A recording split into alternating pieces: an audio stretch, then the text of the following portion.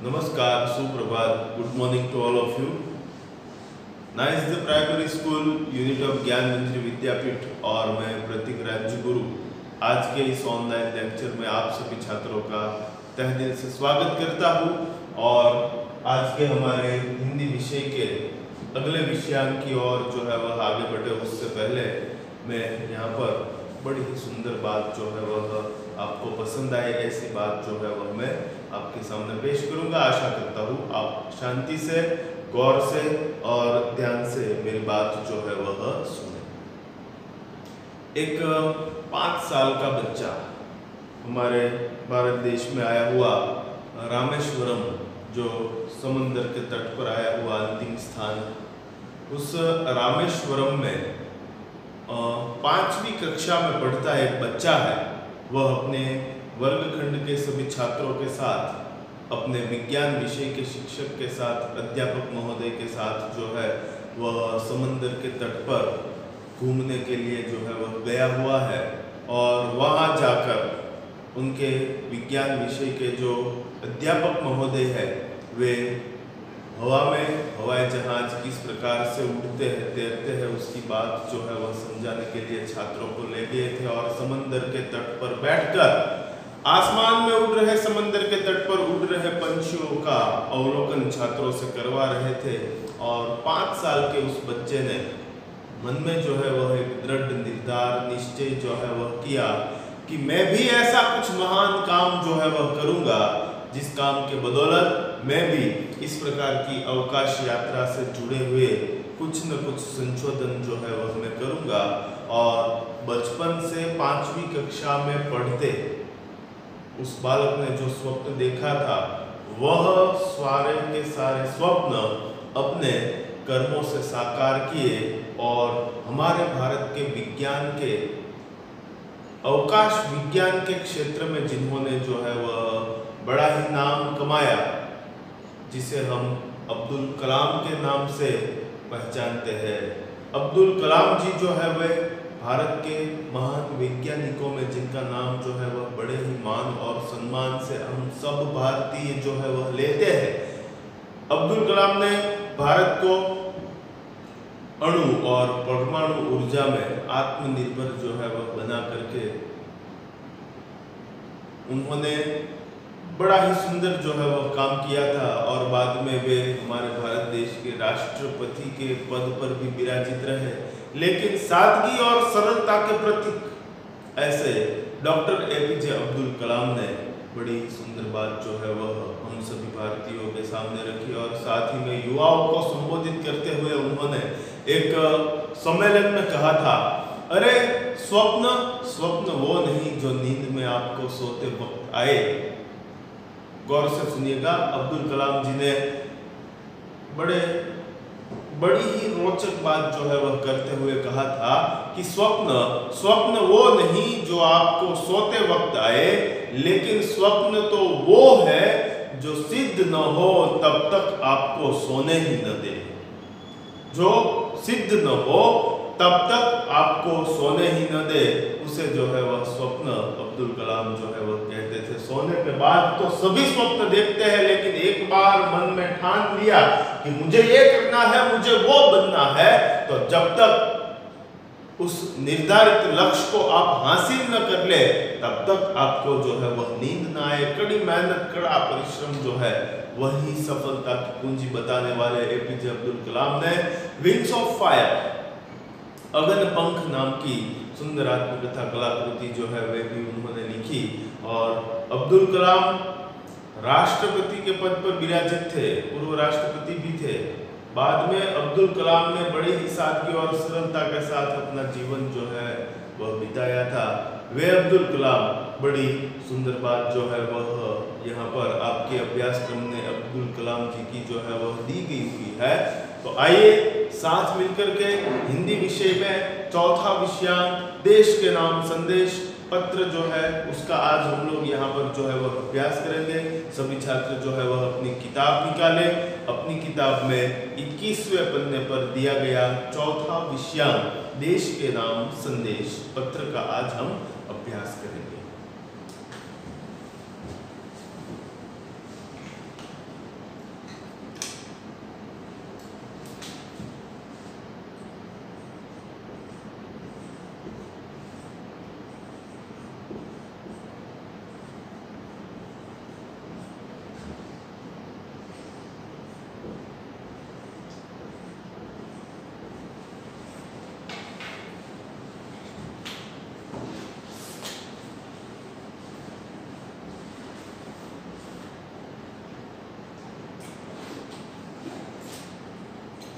देश के नाम संदेश।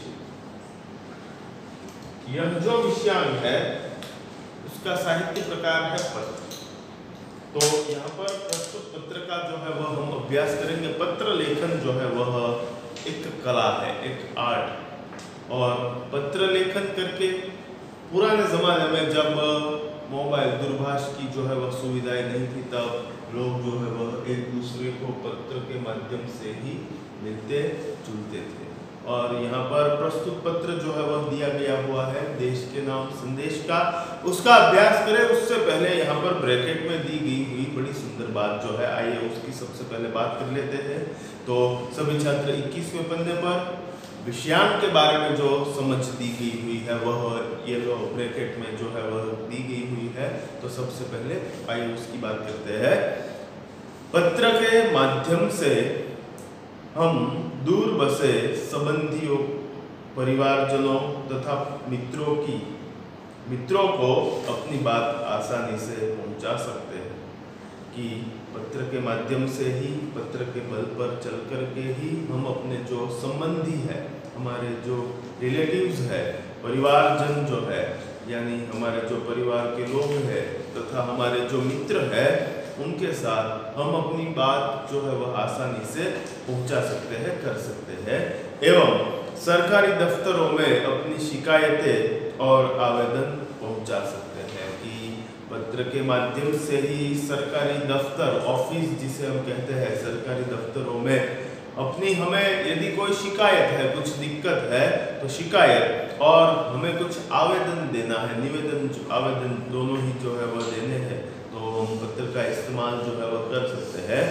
आजकल दूरभाष, मोबाइल, तार, ईमेल आदि से भी यह कार्य किया जाता है। कि आजकल जो है वह दूरभाष, यानी जिसे हम लैंडलाइन कहते हैं, BSNL का जो ब्रॉडबैंड कनेक्शन होता है लैंडलाइन का, वे तथा मोबाइल, दूरभाष जिसे हम कहते हैं, वह दूरभ्रमणभाष जिसे हम बोलते हैं हिंदी में, तो मोबाइल तथा तार और ईमेल, इन माध्यमों के बल पर चलकर हम जो है वह आसानी से संदेशा व्यवहार जो है वह कर सकते हैं। फिर भी पत्र का अपना विशेष महत्व है। उसके बाद भी, ये सब होने के बाद भी पत्र का एक अलग ही महत्व है। आजकल के इस आधुनिक जमाने में बहुत सारे लोग जो है पत्र के माध्यम पर, पत्र के बल पर चलकर जो है वह संदेशा व्यवहार करते ही है और करना ही चाहिए।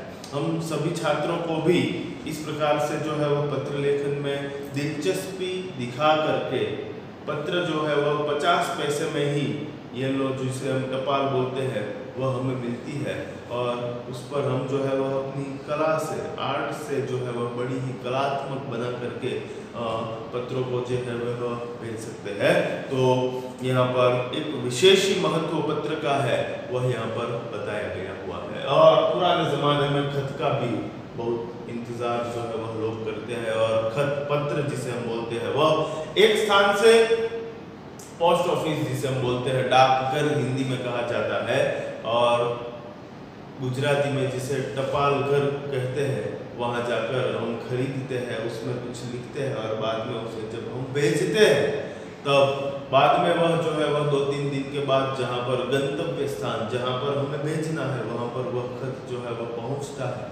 और बड़ी ही बेसब्री से इंतज़ार करने की बात जो है वह खत में होती है। और खत की प्राप्ति के बाद सामने वाला फिर खत लिखता है और खत लिखता है। एक बड़ा ही सुंदर सा यह क्रम, सिलसिला, यह जो है वो शुरू होता है। और पुराने ज़माने में पत्र का बड़ा महत्व था। बॉलीवुड के कई ऐसे गाने हैं जिनमें पत्रों के महत्व की बात जो है बताई गई। आप लोगों ने बॉर्डर पिक्चर जो है वह, बॉर्डर मूवी जो है वह देखी होगी। तो जो सैन्य में भर्ती है, ऐसे सैनिकों को जब जो है वह डाकिया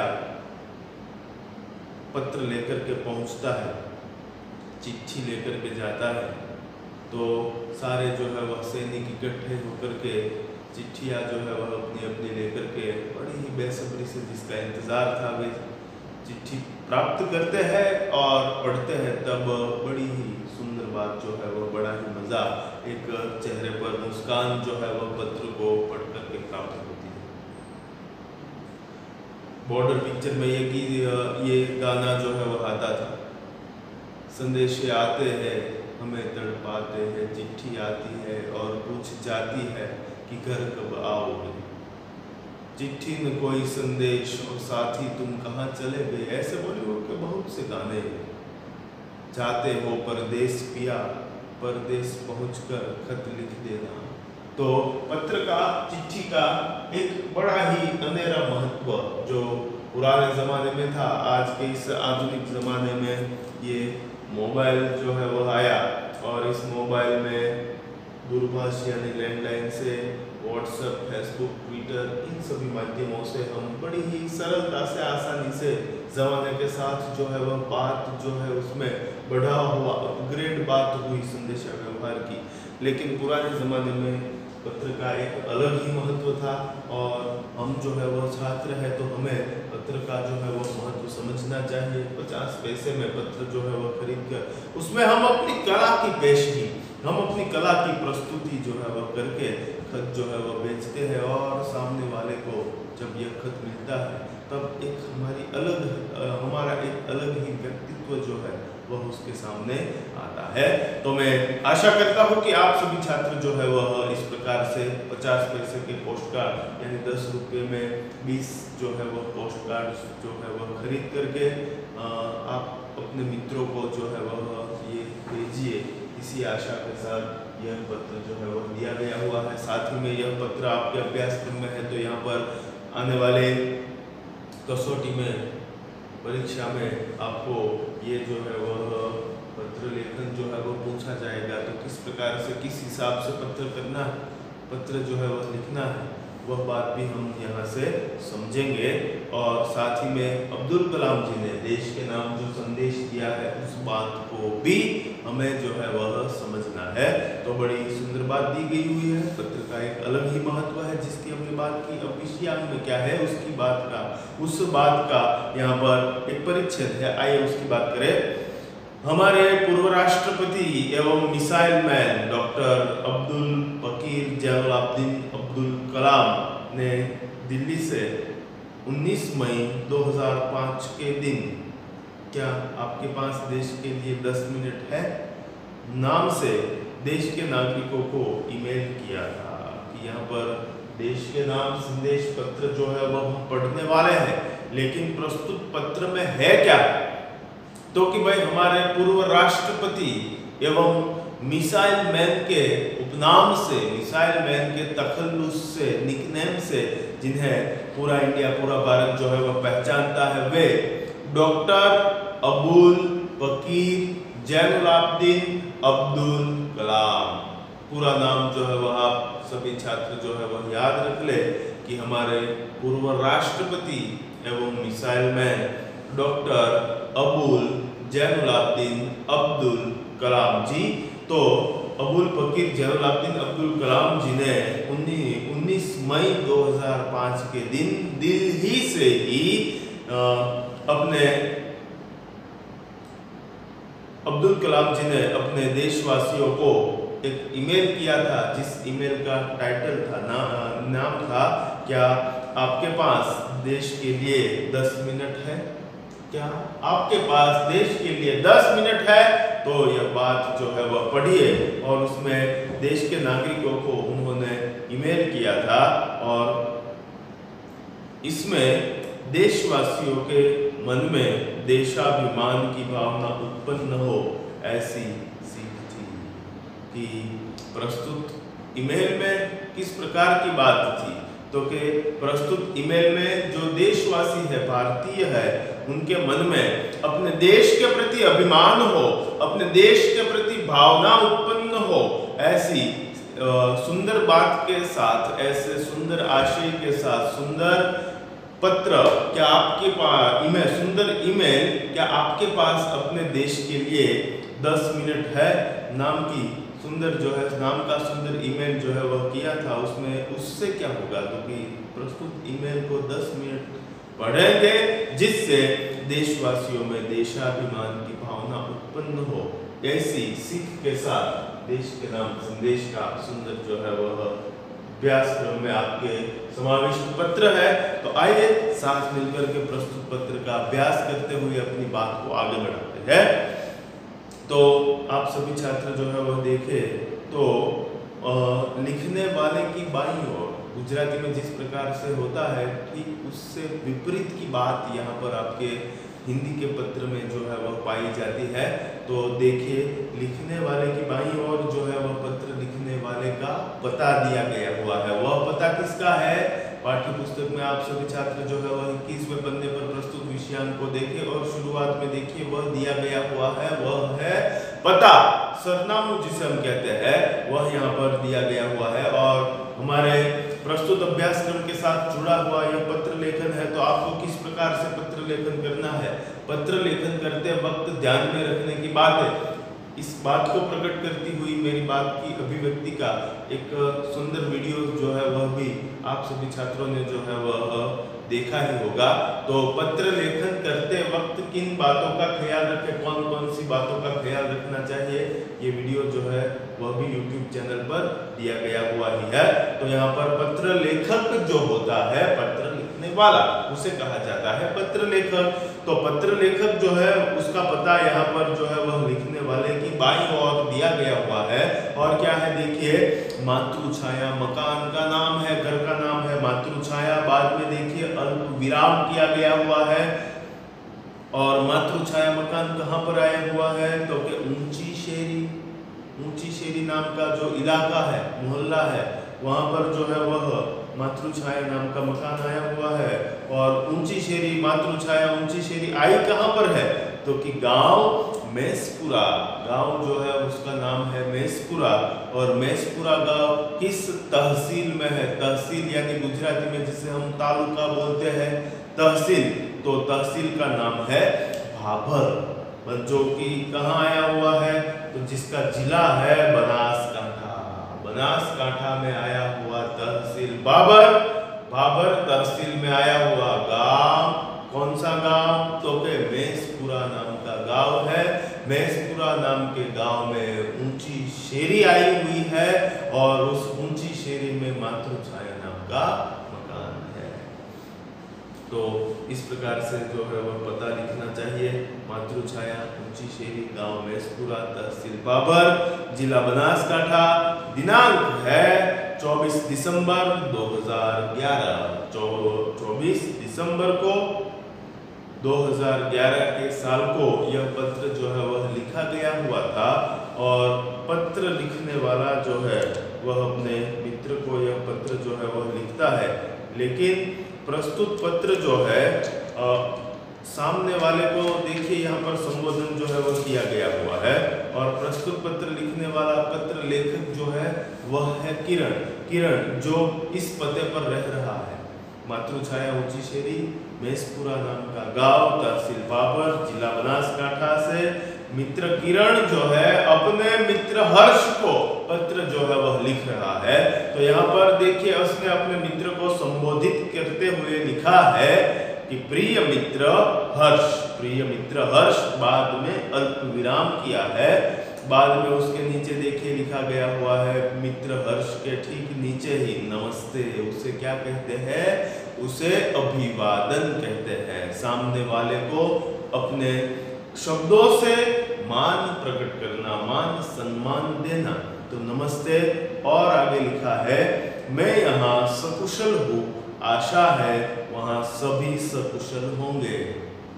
कुशल मंगल की मंगल कामनाएं प्रथम लाइन में ही व्यक्त की जाती है पत्र में।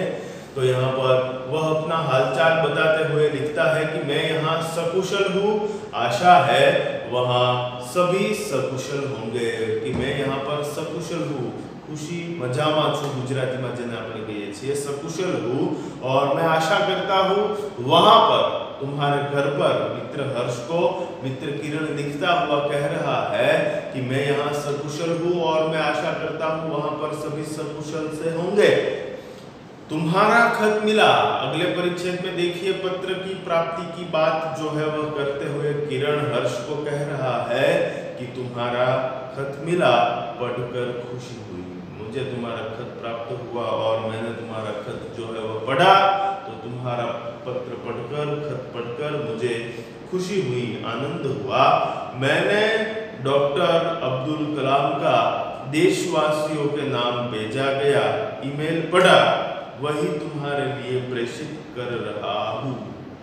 यहाँ पर मित्र किरण जो है वह अपने मित्र हर्ष को पत्र में लिख रहा है। दूसरे परिच्छेद में क्या लिख रहा है कि मैंने डॉक्टर अब्दुल कलाम का पूरा नाम क्या था, तो आपको याद रखना है कि डॉक्टर अब्दुल कलाम का पूरा नाम था डॉक्टर अबुल बकीर जैनुलाब्दीन अब्दुल कलाम। तो डॉक्टर अब्दुल कलाम का देशवासियों के नाम, देश के जो वासी है, भारतीय जो है, भारतीयों को, देशवासियों को अब्दुल कलाम जी ने जो है एक ईमेल जो है वह भेजा था। और किरण लिख रहा है अपने मित्र हर्ष को कि मैंने वह ईमेल जो डॉक्टर एपीजे अब्दुल कलाम ने 19 मई 2005 के साल को लिखा था, वह ईमेल मैंने पढ़ा और वही तुम्हारे लिए प्रेषित कर रहा हूँ, और वही ईमेल मैं अभी तुम्हें प्रेषित कर रहा हूँ। यहाँ पर शब्दार्थ है, लिख लेते हैं। तो कुछ महत्वपूर्ण शब्द जिनकी नोंद में यहाँ पर लिख रहा हूँ, वे सारे शब्द आप सभी छात्र मेरे साथ साथ ही लिख लीजिएगा।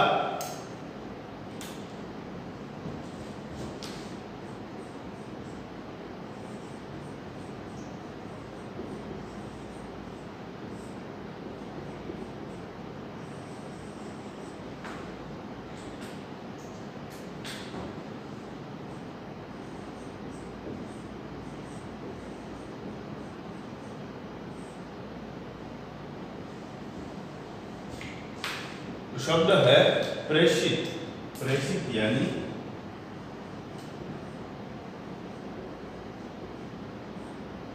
भेजना, जिसे गुजराती में हम कहते हैं मोकलू। तो यहाँ पर मित्र किरण जो है वह अपने मित्र हर्ष को लिख रहा है कि मैंने डॉक्टर अब्दुल कलाम जी का देशवासियों के नाम भेजा गया ईमेल जो है वह पढ़ा, वही तुम्हारे लिए प्रेषित कर रहा हूँ, वह मैं तुम्हें भेज रहा हूँ। प्रेषित करना यानी भेजना। और लिखा गया है आगे अगले परिच्छेद में, देखिए डॉक्टर कलाम अपने संदेश की शुरुआत में ही पूछते हैं। डॉक्टर कलाम जो है वह अपनी ईमेल की शुरुआत में ही अपने संदेश में वे पूछ रहे हैं, क्या आपके पास अपने देश के लिए 10 मिनट का समय है? कि कलाम जी ने अपने पत्र में, उसने जो ईमेल लिखा है उसमें उन्होंने जो है वह शुरुआत में ही लिखा है कि क्या आपके पास अपने देश के लिए 10 मिनट का वक्त है, समय है? यदि हाँ, यदि आपके पास 10 मिनट का समय है तो इसे पढ़िए, वरना मर्जी आपकी, तो ही मेरे प्रस्तुत ईमेल को आप पढ़े, वरना आपकी मर्जी। यदि आपके पास 10 मिनट का अपने देश के लिए समय नहीं है तो उसे ईमेल को आप मत पढ़े। ऐसी बात जो है वह कलाम साहब ईमेल की शुरुआत में जो है वह कर रहे हैं। इसके बाद वह देश के लोगों की सोच बताते हुए कहते हैं कि यहाँ पर मित्र किरण जो है वह अपने मित्र हर्ष को लिख रहा है कि प्रस्तुत ईमेल में डॉक्टर एपीजे अब्दुल कलाम साहब ने जो है वह पहले ही पूछा कि क्या आपके पास अपने देश के लिए 10 मिनट का समय है, तो ही इस ईमेल को पढ़िए, वरना मर्जी आपकी। यदि आपके पास समय नहीं है तो मेहरबानी कृपा करके इसे मत पढ़िएगा। और बाद में एपीजे अब्दुल कलाम साहब जो है वह अपने देश के लोगों की सोच बताते हुए अब्दुल कलाम जी जो है वह कहते हैं, देशवासियों को कहते हैं, क्या कहते हैं? अब्दुल कलाम साहब कहते हैं कि आप कहते हैं, यानी भारतीय, जो भारत के लोग हैं वे, यानी आप कहते हुए अब्दुल साहब जो है वह कह रहे हैं कि आप कहते हैं हमारी सरकार निकम्मी है। कि देशवासी जो है वे सरकार को दोष देते हुए कहते हैं कि हमारी सरकार निकम्मी है, किसी काम की न हो उसे कहा जाता है निकम्मी। तो आइए साथ मिलकर के शब्दार्थ शब्द को लिख लेते हैं।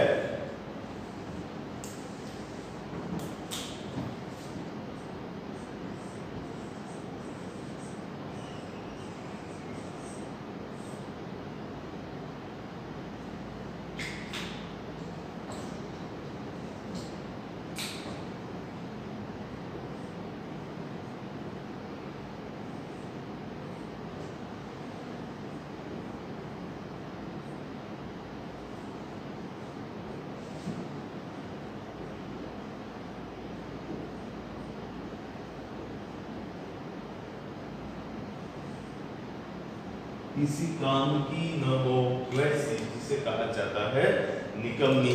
तो देशवासियों को संबोधित करते हुए ईमेल में कलाम साहब जो है वह कह रहे हैं कि आप कहते हैं, देशवासी कहते हैं कि हमारी सरकार निकम्मी है, किसी काम की न हो वैसी है। आप कहते हैं हमारे कानून पुराने पड़ गए हैं। देशवासियों की यह फरियाद है कि हमारे देश के जो बनाए गए कानून है, नियम है, वे सारे कानून जो है वह पुराने पड़ गए हैं, पुराने हो चुके हैं। आप कहते हैं नगर पालिका कचरा नहीं उठाती, और देशवासी जो है वे अपने देश के लिए बहुत से जो है इस प्रकार के जो है वह सोच जो है वह प्रकट करते हैं। और कलाम साहब ने ठीक ही देशवासियों की जो है वह ठीक ही सोच बताते हुए कहा है कि नगर पालिका कचरा नहीं उठाती। जो शहरों में जो पालिका के द्वारा कूड़ा कचरा उठाने के लिए अभी जो है वह आप हम सब जो है वह देख रहे हैं कि शहरों को स्वच्छ बनाना है, गांव को स्वच्छ बनाना है, तो हम सबको देश की स्वच्छता की जिम्मेदारी जो है वह उठानी होगी, तब जाके भारत देश जो है वह स्वच्छ भारत, सुंदर भारत, एक कदम स्वच्छता की और बात जो है वह सार्थक होगी। हमारे भावनगर में तो बड़ी सुंदर ही मुहिम जो है वह स्वच्छ भावनगर, सुंदर भावनगर की जो है वह चल रही है। तो हम सबके लिए यह बात जो है वह बड़े ही गौरव की बात है। लेकिन हमारे देशवासी जो है वह अपने देश के लिए इस प्रकार की सोच जो है वह प्रकट करते हैं और कहते हैं, प्रश्न करते हैं कि नगर पालिका के द्वारा कूड़ा कचरा जो है वह उठाया नहीं जाता।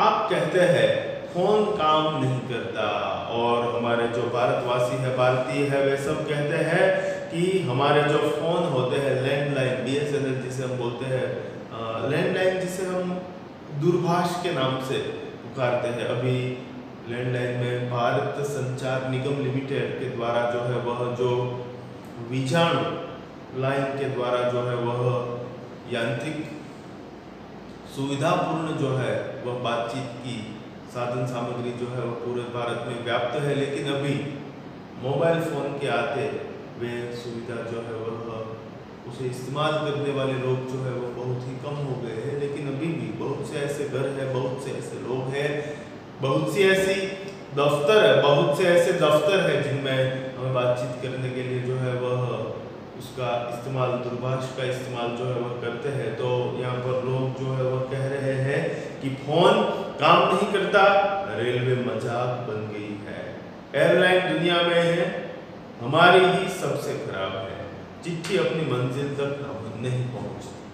कि देशवासियों की बहुत सी फरियाद है अपने देश के लिए, और कहते हैं कि फोन काम नहीं करता, कि जो लैंडलाइन होती है, टेलीफोन होता है, वह काम नहीं करता। साथ ही में रेलवे जो है वह मजाक बन गई है, रेलवे हमारी जो है वो मजाक बन गई है। साथ ही में एयरलाइन, हमारी एयरलाइन जो है वह दुनिया की सबसे खराब है। हमारी एयरलाइंस की जो बात करें तो वह सबसे खराब है। ऐसी बात जो है वह देशवासियों के दिल में है। चिट्ठी अपनी मंजिल तक नहीं पहुंचती, और जो चिट्ठियां हम भेजते हैं पत्र के माध्यम से, डाकघर के माध्यम से एक स्थान से दूसरे स्थान पर हम चिट्ठियां भेजते हैं, तो वे चिट्ठियां जो है वह अपनी मंजिल तक जो है वह नहीं पहुंचती। ऐसी सोच और ऐसे ख्यालात, और देश के लिए ऐसे जो है वह बहुत से ज्वलनशील प्रश्न जो है वह देशवासियों के अपने देश के लिए है ऐसी बात जो है वह अब्दुल कलाम साहब ने देशवासियों को सोच को प्रकट करते हुए पत्र की शुरुआत में जो है वह की है। आगे पीछे पन्ना पलटिए, 22वें पृष्ठ क्रमांक पर देखिए। आप कहते हैं, कहते रहते हैं और कहते ही रहते हैं कि भारतीयों को संबोधित करते हुए डॉक्टर एपीजे अब्दुल कलाम कह रहे हैं कि आप कहते हैं, कहते रहते हैं और कहते ही रहते हैं। आपने इस बारे में क्या किया कि आप सभी जो है इस प्रकार की कोई न कोई शिकायतें जो है वह करते रहते ही है, हरदम शिकायतें शुरू ही रहती है। लेकिन आप सभी भारतीय हैं, तो आपने अपने देश के लिए इसमें क्या योगदान दिया, क्या किया है, ऐसा जो है वह अब्दुल कलाम पूछ रहे हैं। फिर राष्ट्रपति ने कहा, मान लीजिए एक व्यक्ति सिंगापुर जा रहा है, उसे अपना नाम दीजिए और उसे अपनी शक्ल भी दे दीजिए। कि यहाँ पर डॉक्टर एपीजे अब्दुल कलाम जो है वह यहाँ पर हमें जो है वह मान लीजिए ऐसी बात करके वह कह रहे हैं कि भाई कोई एक व्यक्ति है जो सिंगापुर जा रही है और उस व्यक्ति को आप ही स्वीकृत कर ले कि मैं स्वयं ही वह व्यक्ति हूँ जो सिंगापुर जो है वह जा रहा हूँ, और उसे आप अपना नाम और आप अपनी शक्ल यानी क्या, तो कि जिसे चेहरा कहते हैं, आप अपनी सूरत कहते हैं, वह दे दीजिए और वह सिंगापुर पर आप स्वयं ही है, ऐसा मानकर, ऐसा सोचकर, ऐसा समझकर आप आगे देखिए। आप दुनिया के सर्वश्रेष्ठ हवाई अड्डे पर उतरते हैं। सिंगापुर जो है वह ऑल इन वर्ल्ड, पूरे ही विश्व का सर्वश्रेष्ठ हवाई अड्डों में से जिनका श्रेष्ठ नाम है वह है सिंगापुर। तो सर्वश्रेष्ठ हवाई अड्डे पर सिंगापुर में आप उतरे हैं और सिंगापुर में आप अपनी सिगरेट का टुकड़ा सड़कों पर नहीं फेंकते और स्टोर में खाते भी नहीं है। मान लीजिए आप सिंगापुर में बड़े ही श्रेष्ठ हवाई अड्डे पर आप उतरे हैं और वहाँ तो कि सिंगापुर में आप जो है, आपको यदि सिगरेट पीने की जो है वह आदत है, स्मोकिंग करने की आदत है, तो सिंगापुर में आप जा रहे हैं और सिंगापुर में आप जो है वह कार में मुसाफरी कर रहे हैं और उस वक्त आपने जो है वह सिगरेट जलाई और बाद में सिगरेट जो है वह जलाकर आप पीने लगे और जब खत्म हुई तो वह जलती हुई सिगरेट का टुकड़ा जो है वह आप सड़कों पर जो है वह नहीं फेंकते। मान लीजिए यही भारत में यह बात हुई होती तो कार का जो है वह शीशा खोलकर तुरंत ही जलती हुई आधी सिगरेट का बचा हुआ टुकड़ा फेंक देते हैं। लेकिन सिंगापुर में ऐसा आप हरगिज नहीं करेंगे और स्टोर में खाते भी नहीं है, और जो स्टोर बड़े बड़े होते हैं वहां जाकर के आप कुछ खाने की भी हिमाकत नहीं करते, साहस नहीं करते, क्योंकि वहां के कायदे कानून नियम जो है वह इतने स्पष्ट और इतने कड़क है कि आप ऐसे दोनों ही कार्य के जलते हुए सिगरेट के टुकड़े को भी नहीं फेंकते और जाहिर स्थानों पर, सार्वजनिक स्थानों पर, स्टोर में भी आप कुछ खाने की जरूरत, साहस जो है वह नहीं करते। आपको उनके भूमिगत संपर्कों से रश्क महसूस होता है कि यहाँ पर एक शब्द है, सबसे पहले वह शब्द जो है वह लिख लेते हैं, शब्द है रश्क।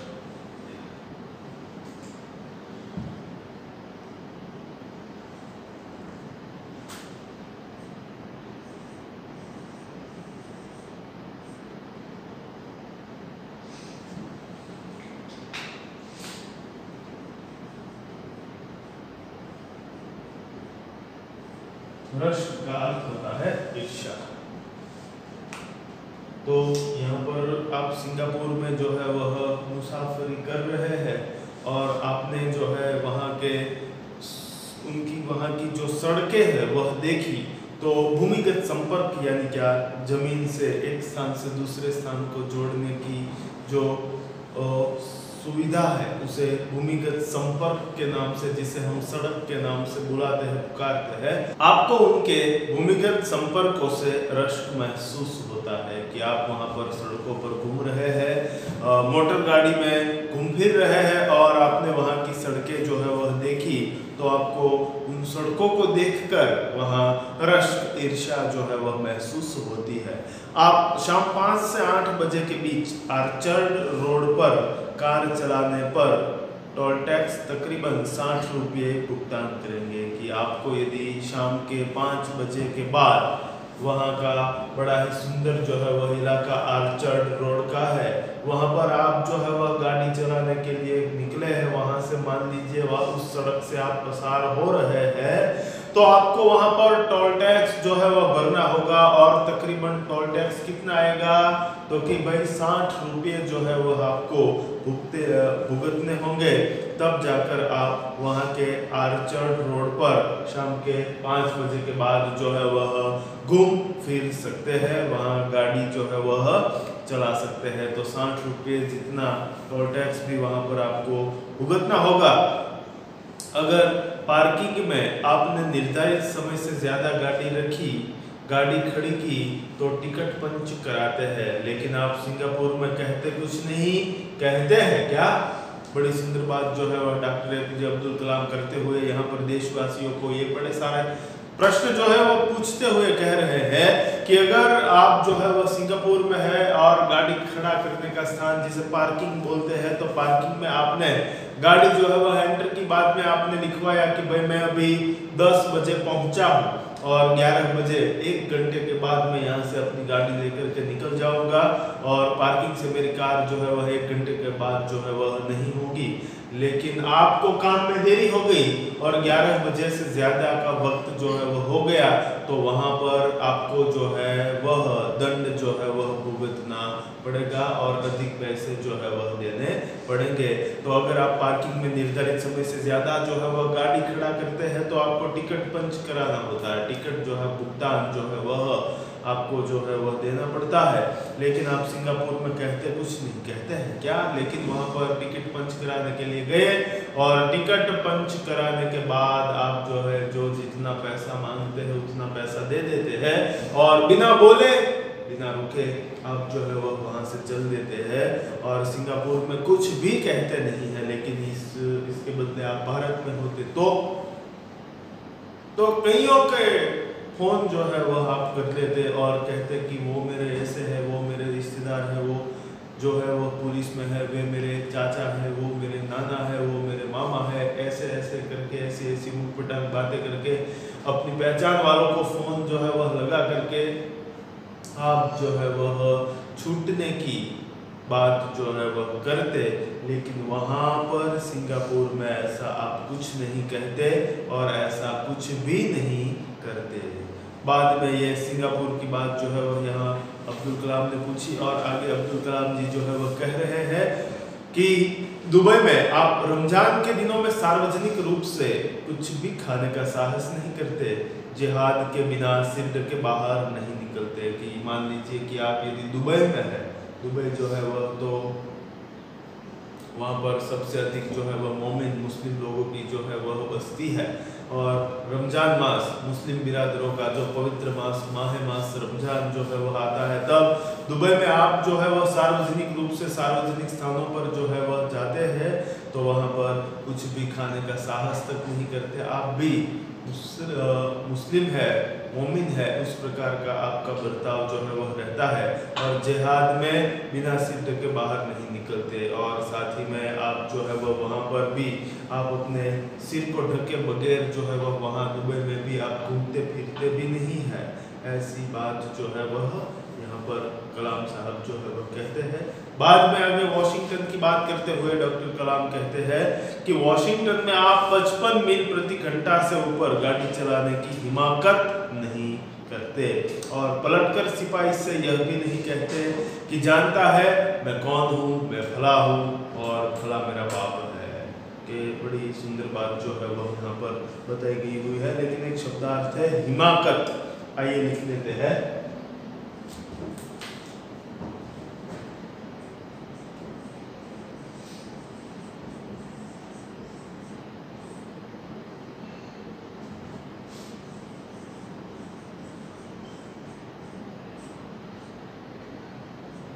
मूर्खता और कहा जाता है बेवकूफी।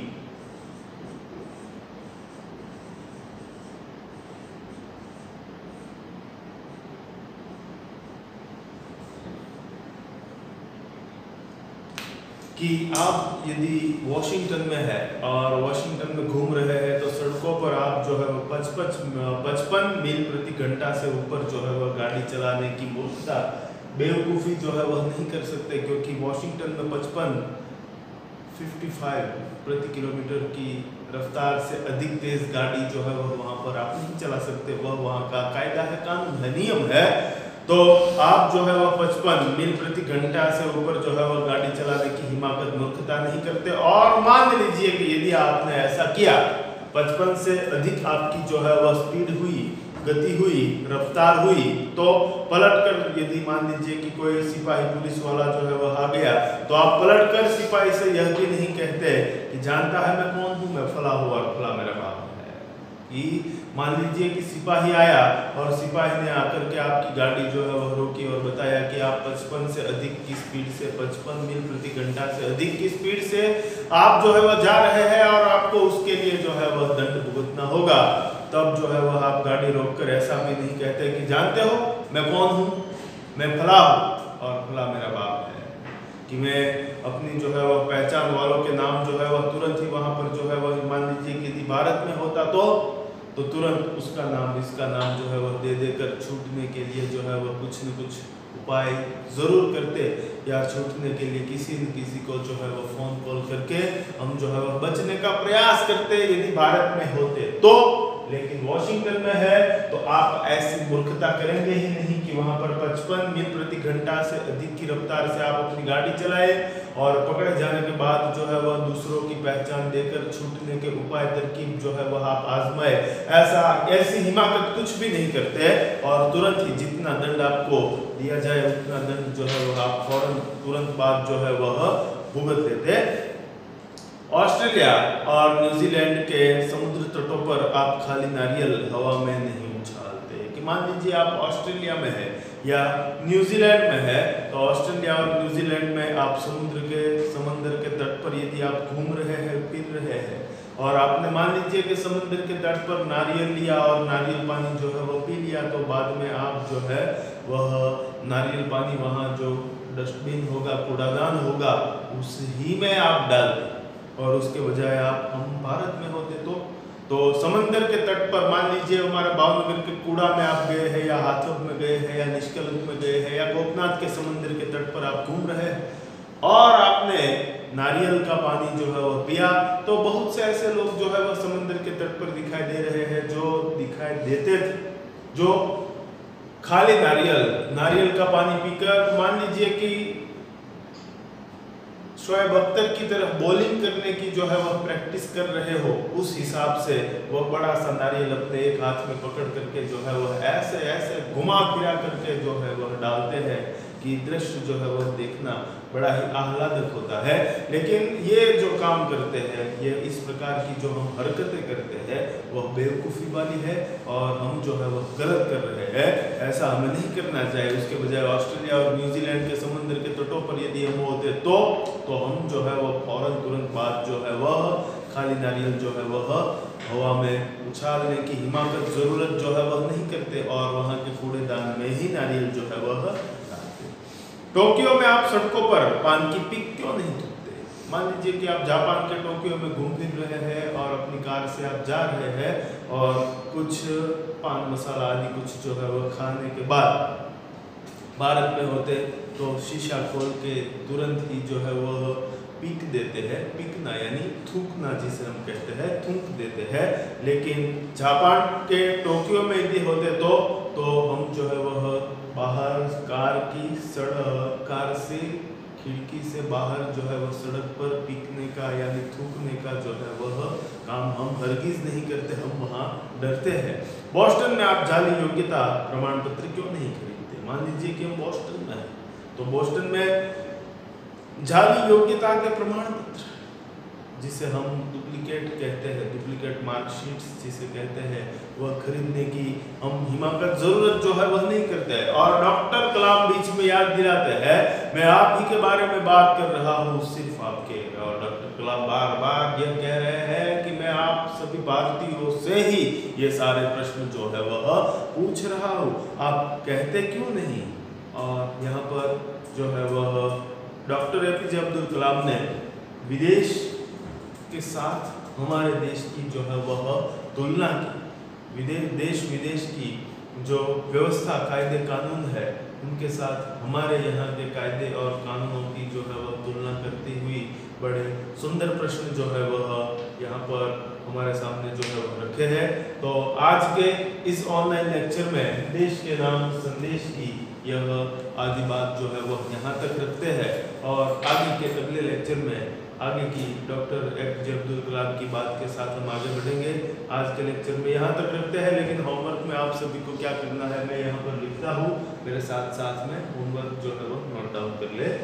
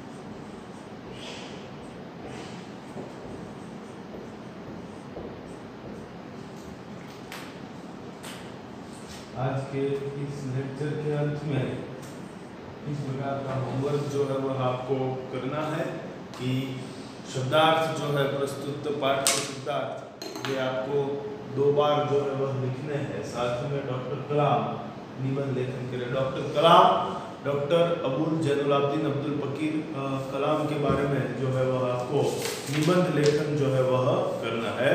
डॉक्टर अबुल फकीर जैनुलाब्दीन अब्दुल कलाम जी के बारे में निबंध लेखन जो है वह आप अब्दुल कलाम जी के बारे में माहिती जो है वह एकत्रित करके सुंदर सा निबंध लेखन करें। साथ ही में एक छोटा सा फोटोग्राफ जो है वह डॉक्टर एपीजे अब्दुल कलाम साहब का जो है वह चिपका करके निबंध लेखन करके सुंदर हस्ताक्षरों के साथ जो है वह होमवर्क करके भेज दीजिएगा। और देश के नाम संदेश की आधी बात जो है वह अगले लेक्चर में हम पूर्ण करेंगे। तब तक के लिए आभार, शुक्रिया, थैंक यू।